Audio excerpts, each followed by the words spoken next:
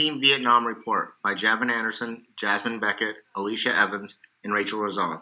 School of Business and Professional Studies, Brandman University, HRCU603, Globalization and Diversity, Dr. Paul L. Gerhardt.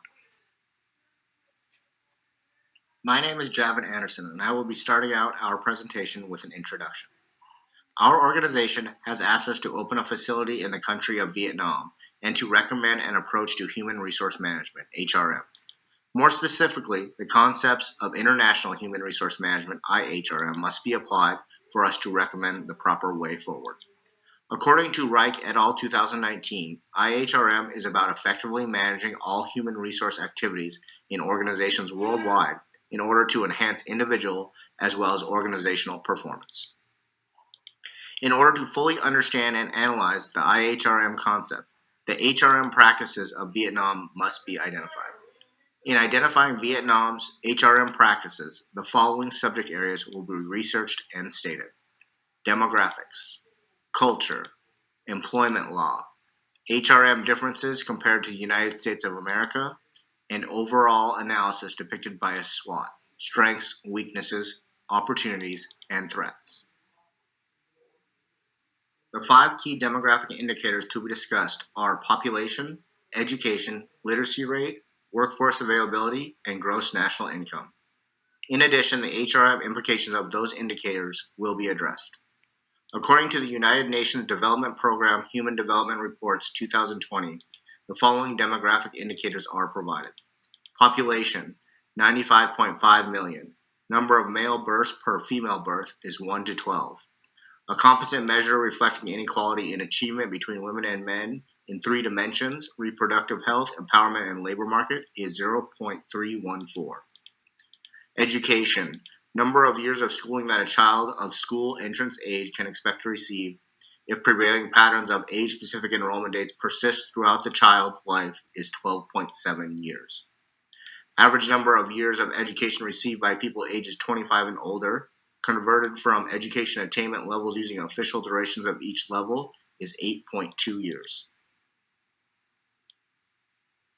Literacy rate. The percentage of the population ages 15 and older that can, with understanding, both read and write a short, simple statement on everyday life is 93.5.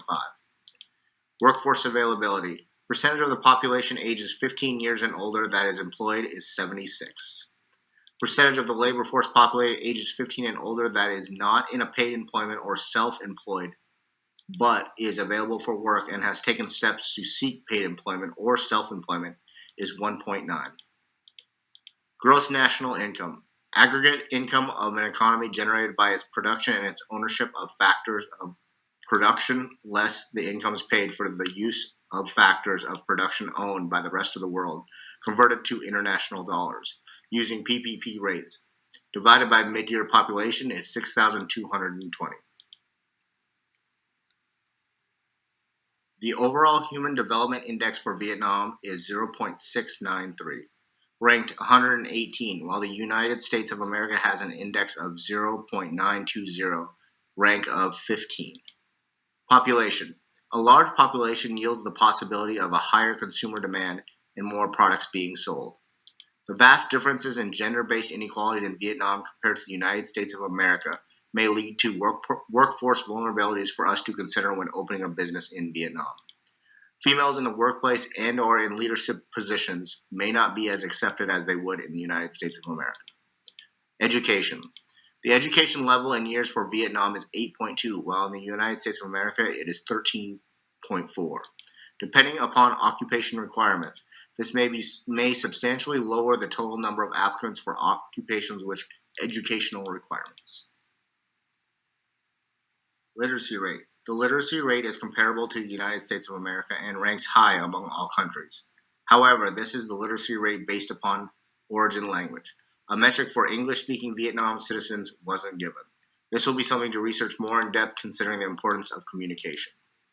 Workforce availability. There are approximately 2 million people in Vietnam that are not currently working but are actively searching for employment. This is an opportunity worth looking into. Gross national income. The GNI of Vietnam is 6,220 ppb, and the United States of America is 56,140 ppb. With this substantial difference, Vietnam may be highly open to a United States company opening a factory in their country because it may raise their own GNI. Hi, this is Alisha Evans, and I'm going to be discussing the cultural differences between Vietnam and the United States. According to Quang, management styles are greatly influenced by the local social cultures and where they operate. So, when we look at opening a facility in Vietnam, it's extremely important that we understand the local culture and how it can impact the workplace.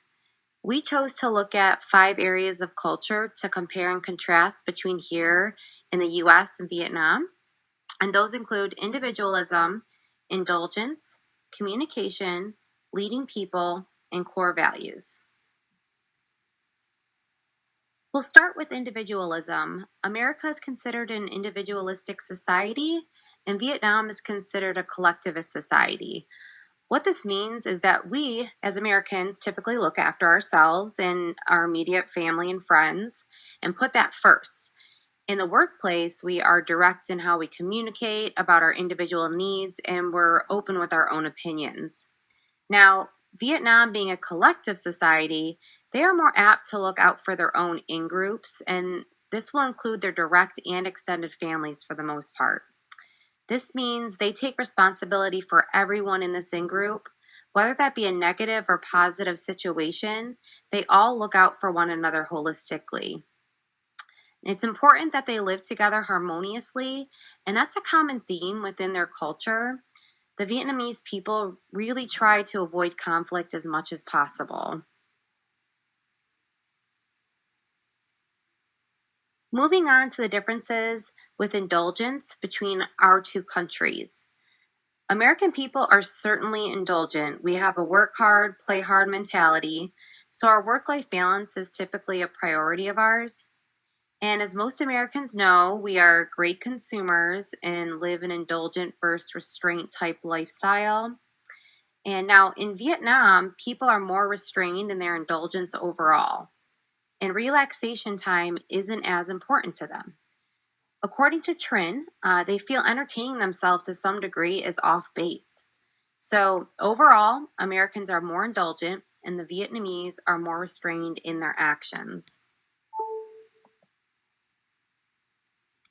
We looked at the GlobeSmart profile when comparing communication styles between our countries.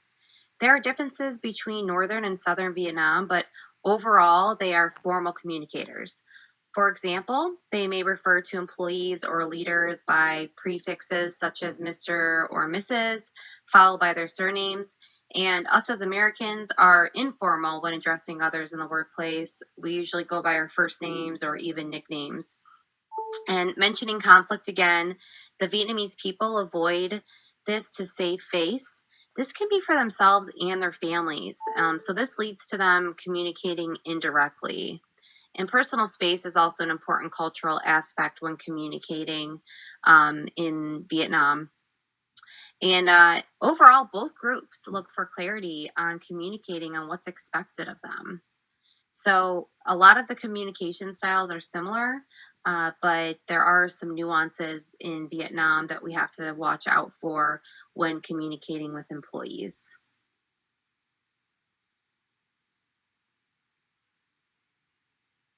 Leadership often varies by individuals or organizations. However, cultural differences can shape the traits of leaders. Now, in Vietnam, leaders take time to really get to know their employees. And leaders are respected for their actions, not their titles. This can be different than Americans who at times gain respect due to their title alone. They often involve their entire team in decision making in Vietnam, yet the results will fall on the leader, whether that's positive or negative. This is also different than us here in America. Sometimes because, for instance, a project might fail and that failure will fall on lower level employees versus a leader. And in America, successful leaders will have a coaching style mentality. This means they mentor and train their employees. In Vietnam, they leave training up to the employee to handle on their own. And now American leadership differs, but successful leaders often have transformational or servant leadership traits. And they're also very approachable and personable if we're looking at a successful leader.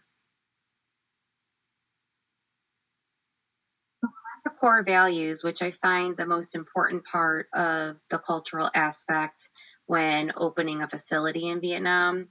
Now, these certainly differ from our country to Vietnam's. Here in the US, we are a melting pot of all types of cultures. You know, people come here for the American dream. So we have people from all over the world that come here with their own cultures. Now, with that said, all Americans value things such as individualism, honesty, and efficiency. And we're typically forward thinkers, whether in our careers or personal lives. Now, along with Vietnam, I think our in groups are an important part of our core values as well. And we also share a sense of patriotism toward our country. The biggest difference is Vietnam has this save face culture that really is the core of their beliefs. They do not want to provide a sense of shame to themselves or families. So, again, this means they tend to avoid conflict and communicate indirectly. So, what are the HRM implications in regards to culture? If we look at individualism, we need to be mindful of the fact that the work life balance expectations are much different here in the United States versus in Vietnam. This is due to the fact that we're an individualistic society and they're a collectivist society. We also vary greatly in indulgence, so we need to be mindful of the fact that our workforce culture is going to be different, and we need to portray restraints on materialistic things and actions that we provide. And we also can take a look at things like pay and benefit structures that support this. Communication is very important. As I mentioned a few times, the Vietnamese people do not handle conflict well, so we do need to equip leaders with the proper conflict resolution techniques. And with leadership, we really need to provide leadership training and best practices and support to help leaders understand the differences between Vietnamese leadership styles and ours. Core values are certainly most important, and we need to recognize, immerse, and respect the Vietnamese culture. We can do this in ways of implementing policies, providing best practices, providing great training to ensure that we're supporting the Vietnamese culture within the workplace. My name is Jasmine Beckett, and I will be going over some of the similarities and differences in employment laws in Vietnam and the United States. The first significant difference in employment law is anti discrimination laws and how they are addressed in legislation. Vietnam's labor code serves as the principal legislation on employment and labor relationships in Vietnam, covering domestic and foreign employers and employees.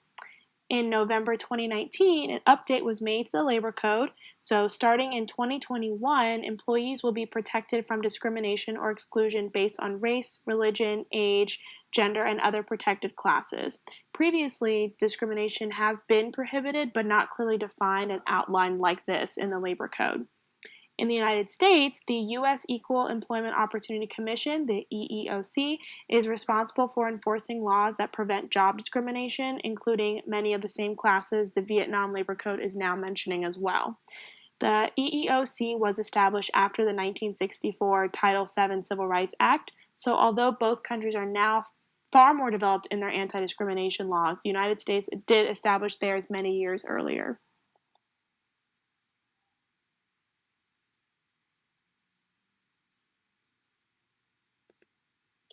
The most noticeable difference in employment law between Vietnam and the United States is their maternity leave legislation.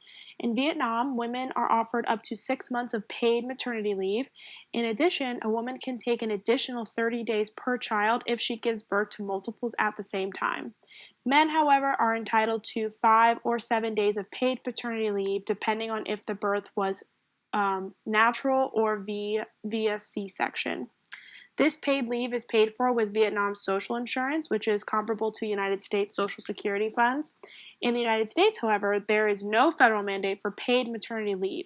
In most cases, up to 12 weeks of job protection is available, but any pay during this leave is determined by the employer. The final employment law we're going to discuss is at-will termination. In the United States, all states excluding Montana are considered at-will states, meaning companies can fire employees for any reason, with the exception of reasons that would break federal laws, such as discrimination. In Vietnam, however, termination of employees is more strictly regulated, and at-will termination is prohibited. There are exceptions to the rules, of course. For example, most employees in Vietnam are under a contract wherein the job responsibilities must have been clearly outlined in order for the employee to be terminated for lack of performance, for example. This is a much stricter stance than the United States, where the main exceptions to at will termination are unionized or contract jobs, discriminations, or firing an employee for refusing to break the law or public policy, for example. When building a facility in Vietnam, it's important to consider that Vietnam has employee-friendly labor laws, especially with regards to maternity leave and termination rights. So building a facility and presumably hiring people from Vietnam would mean these same laws would need to be implemented and followed as well, because they are country mandated as well as an expectation of the people that work there. It's also important to note that since Vietnam is thought to actually be considered a developed country soon, employment laws are actually more similar than different, which would ease some of the burden of employment laws and HR. The three recommended HRM practices for opening a facility in Vietnam are recruiting, creating favorable working conditions, and positively leveraging competitive compensation and benefits. Recruiting. Establishing a factory overseas will require a high level of effort, professionalism, and planning in order to fill all necessary positions in the workforce. Finding workers with needed skills is a great challenge for any organization. HR Vision 2020. Effective strategic management of this necessary objective may lead to an increase in cross-country communication and effectiveness. The roles of the factory should be openly discussed with American and Vietnamese staff to ensure that diversity and equality in hiring is achieved. This will lead to better productivity for both countries. As an example, it would be a shame to see an abundance of American employees at the top managerial positions while Vietnam was only allowed to contribute the rest of the workforce. Creating favorable working conditions. The working atmosphere is designed for favorable working conditions to satisfy the basic needs of employees and at the same time encourage them to work productively and stay motivated. HR Vision 2020. Creating an ideal working environment based on American laws and structure could be highly advantageous for recruiting Vietnamese workers, as they may not have the same standard for employment, working conditions, breaks, pay, etc. Compensation and benefits. The legal acceptable and guidance regarding opening an American company factory in Vietnam must be closely investigated. However, the goal shouldn't be to outsource work from America to save money. Using this principle, the Vietnamese workers wouldn't necessarily be able to capitalize on the benefits of working for an American company, thus hindering recruitment, morale, and most importantly, productivity. Compensation and benefits are also important in HR practices. Before hiring people, a manager has to research the market pay rates for the appropriate position and offer an employee the salary that is suitable for corporate budgeting. HR Vision 2020.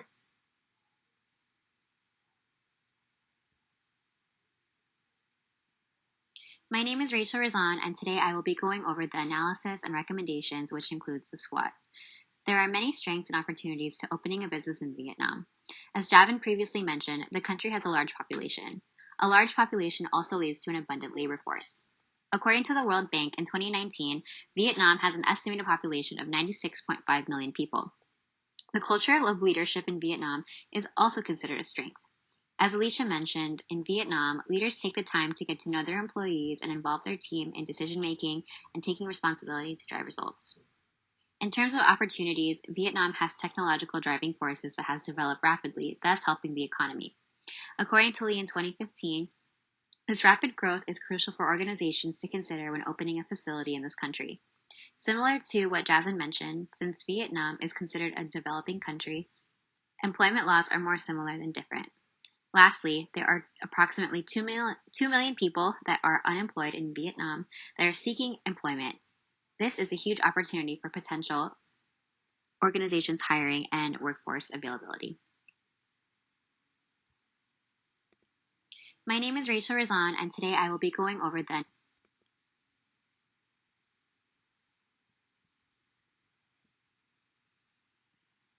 Along with the many strengths and opportunities comes weaknesses and threats. According to Lee in 2015, although the labor force is abundant, the labor force is considered underskilled. Many Vietnamese workers lack language, behavioral, and technical skills. Lee suggests that the Vietnamese legal framework is also considered deficient in transparency, consistency, and dependability. A major threat that most foreign firms find it difficult to recruit Vietnamese leaders and managers due to the lack of advanced management skills. Leadership positions can't be achieved if the individuals in these roles lack the essential skills in law, finance, and management. Another threat that imposes opening a facility is the ongoing COVID-19 pandemic. However, according to the World Bank, although the Vietnamese economy has taken some hard hits, it has showed impressive resilience. The Vietnamese economy is set to overcome this threat in 2021 due to the relative control it has over the pandemic.